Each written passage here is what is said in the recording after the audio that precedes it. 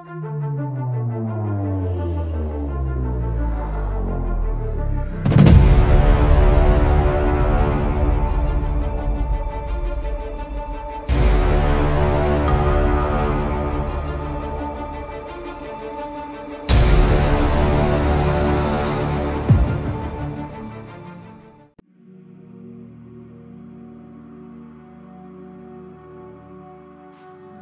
Sobat Kabuzen, beberapa waktu lalu saya sering mendengar bahwa untuk berolahraga cukup dengan kita berjalan kaki selama 30 menit, maka itu sudah bisa meningkatkan stamina dan kebugaran tubuh kita.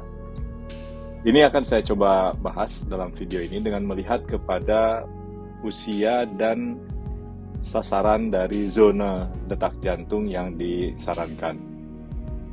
Saya akan menggunakan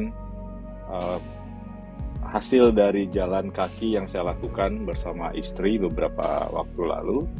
Kemudian kita lihat berapa detak jantung yang dihasilkan selama kurun waktu 1 jam dan di mana zona dari detak jantung tersebut untuk melihat apakah zona itu memang zona latihan yang bisa menguatkan jantung ataukah zona tersebut masih berada pada zona yang sebatas hanya membakar sedikit lemak yang kita konsumsi sebelumnya.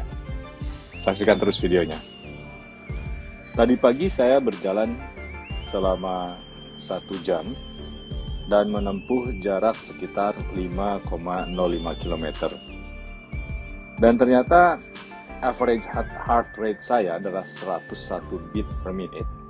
Sementara maksimum heart rate-nya adalah 109 beat per minute. Saya berjalan dengan kecepatan normal di sepanjang trek yang terdapat di Stadion Viata Jales Yuda di Kodamar. Dari capaian heart rate tersebut, saya ingin melihat apakah detak jantung saya sudah berada pada zona latihannya aman sehingga bisa meningkatkan stamina dan performa saya, ataukah heart rate 101 sampai 109 beat per minute yang saya peroleh selama 1 jam masih berada pada zona yang jauh dari zona latihan. Untuk menjawab pertanyaan tersebut, saya akan menggunakan grafik fitness heart rate ini, di mana usia saya saat ini adalah 50 tahun. Kemudian ini adalah garis yang membatasi untuk heart rate di usia 50 tahun, dan ini adalah kotak di mana heart rate yang saya lakukan ketika berjalan selama 1 jam. Untuk mengetahui maksimum heart rate, 220 dikurangi dari 50 menjadi 170 beat per menit. Jadi ini adalah maksimum heart rate saya. Zona 101 hingga 109 itu belumlah menjadi zona latihan, dan itu juga tidak meningkatkan stamina, hanya sebatas membakar sedikit lemak dan karbohidrat. Efektivitas zona ini sangat dipengaruhi juga oleh jumlah lemak dan karbohidrat yang sudah dikonsumsi sebelumnya. Dan ketika kita berada di zona ini, latihan yang harus dilakukan setidaknya berdurasi antara 20 sampai 40 menit. Namun manfaatnya hanya sebatas membakar sedikit lemak dan karbohidrat yang kita konsumsi sebelumnya. Lalu yang berikutnya adalah zona kedua yang berwarna oranye ini. Warna oranye ini adalah zona kedua. Ini adalah zona latihan untuk menjaga stamina dan postur. Kita bisa berlari dengan santai, namun bisa mencapai heart rate yang berada pada fitness zone ini. Dan ini baiknya dilakukan dengan durasi 40 hingga 80. Ini juga cukup untuk membakar lemak dan karbohidrat. Jadi ini lebih banyak lemak dan karbohidrat yang dibakar, apalagi durasinya 40 sampai 80 menit. Lalu bagaimana dengan zona ketiga yang berwarna hijau? Ini adalah zona yang dapat meningkatkan performa, latihan, dan stamina. Dilakukan dengan durasi antara 10 hingga 40 menit. Dan pada zona ini sangat optimal untuk membakar lemak. Zona berikutnya adalah zona keempat yang berwarna ungu.